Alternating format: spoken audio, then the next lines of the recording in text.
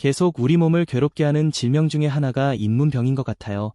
괜찮은 것 같은데 또 그러다가도 괜찮아지고 그리고 잇몸병이 있으면 당뇨 위험도 올라간다는 뉴스도 나오던데 어떻게 관리해야 좋을까요?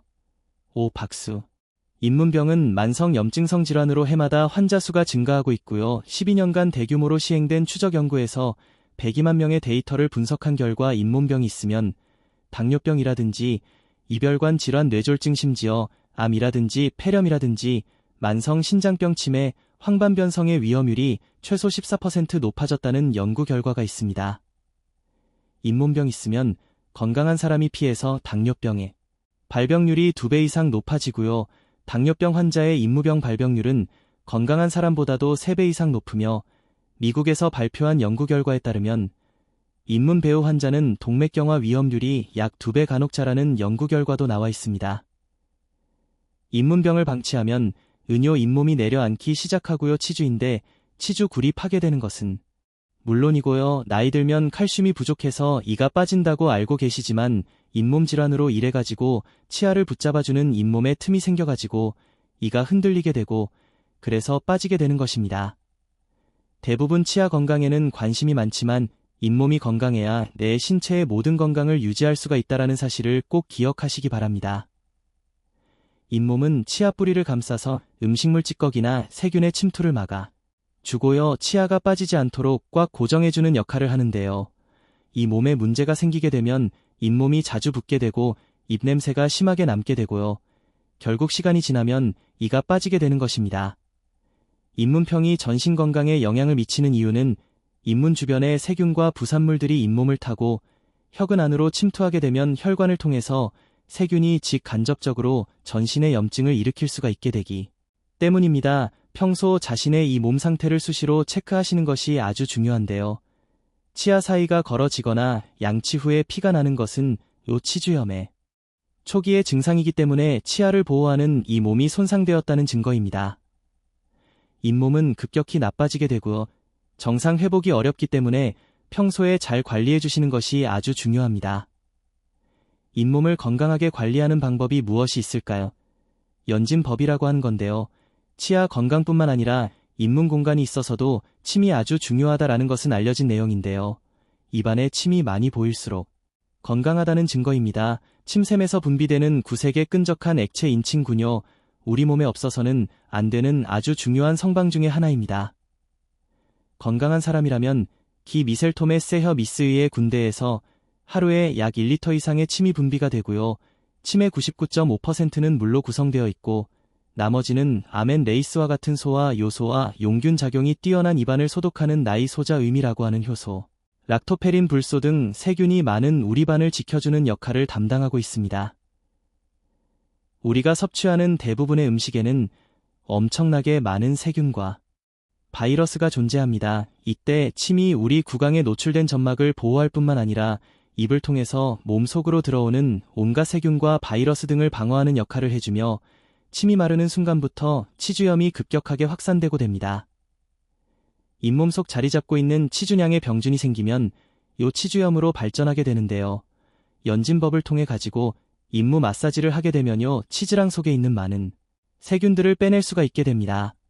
혀끝으로 위아래 있는 잇몸을 골고루 마사지 일면 되는데요. 혀를 가지고 바깥쪽도 안쪽도 이렇게 마사지를 하다 보면 입안에 침이 고이게 되고요. 이때 그 침을 삼키는 것입니다. 아침에 일어나셔서 물 양치를 하고 나시면 무병장수할 수 있다고 말씀드렸던 것 다음으로 잇몸을 건강하게 관리할 수 있는 방법 두 번째는 고칠법입니다. 바른 자세로 앉아서 입술을 가볍게 담은 후에 윗니와 아랫니를 살살 부딪혀주는 것인데요. 한 번에 약 36번 정도 해주시면 됩니다. 침 분비를 도와줄 뿐만 아니라 머리가 맑아지는 효과를 기대할 수 있습니다. 더 정확히는 버금일은 부딪히는 것이고 이를 자극하게 되면 이가 덧트 맺히기도 하고요. 얘를 자극해서 치매를 예방하는 효과도 있습니다. 다음으로는 침 전역으로 잇몸 마사지를 해주시는 것도 아주 도움이 되는데요. 잇몸 조직이 강화되고 요 플렉스난이 잘 되기 때문에 이로 인해서 세균에 의한 저항력이 높아져가지고 잇몸 질환을 예방할 수가 있습니다. 잇몸 마사지를 하는 방법은요. 양체제를 한 후에 소드 깨끗하게 시술 후에 검지를 잇몸에 대고 시계 방향으로 원을 그리면서 이렇게 문제 넣어주시는 것입니다. 그래서 는 혀를 가지고 마사지를 하라고 말씀드렸는데요.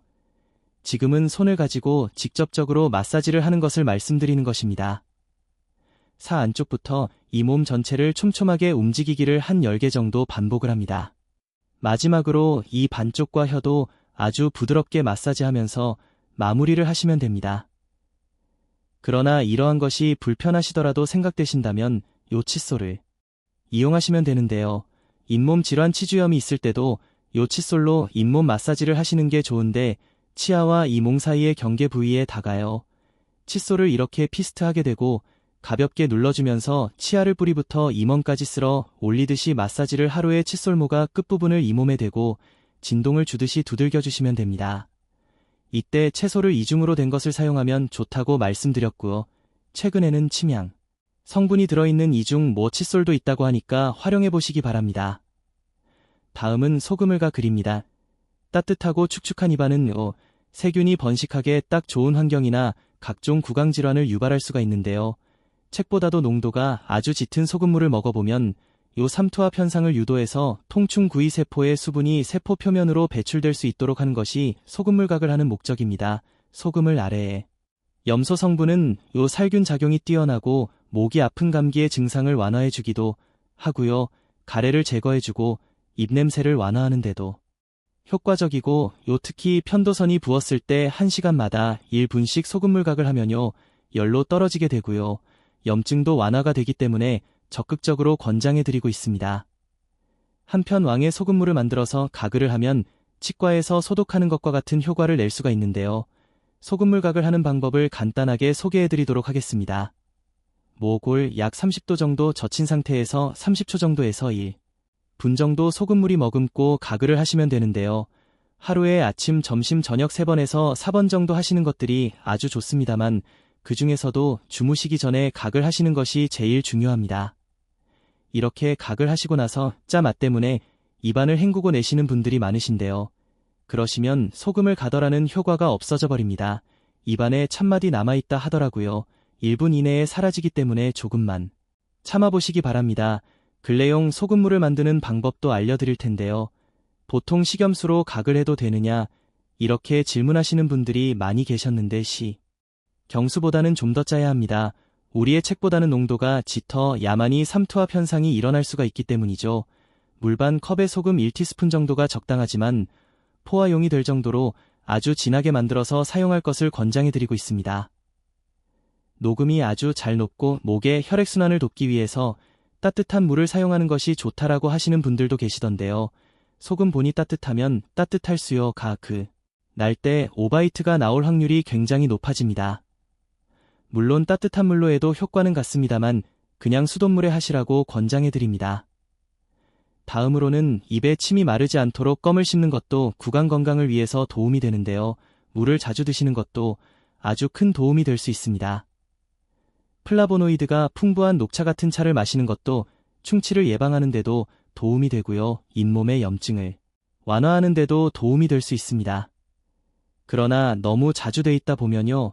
치아의 변 색의 원인이 될 수가 있기 때문에 녹차를 너무 많이 드시는 것은 주의하시기 바랍니다. 그리고 잇몸 건강을 위해서는 스케일링을 주기적으로 앉는 것이 아주 중요한데요. 아직도 스케일링 하면은 이를 윙하고 이렇게 갈아내는 걸로 알고 계시는데 잘못 알려진 사실이고요. 초음파의 진동을 일으켜서 치석을 제거하는 것이기 때문에 안심하고 하셔도 됩니다. 양치를 한 다음에서 근무를 해야 되느냐 아니면 소금물각을 하고 양치를 해야 되느냐 이렇게도 질문들 많이 하셨는데요. 방치를 하신 후에 소금물각을 하시는 것들 권장해드리고 양치를 하지 않으셨다 하더라도 소금을 각을 많았어도 효과는 동일합니다. 오늘은 전 세계의 사람이 가장 많이 앓고 있다고 하는 잇몸 질환을 예방하는 잇모관리법에 대해서 알려드렸는데 어떻게 좀 도움이 되셨나요? 저는 다음에 좀 더 도움이 될 만한 내용 가지고 다시 찾아뵙도록 하겠습니다. 감사합니다. 박수.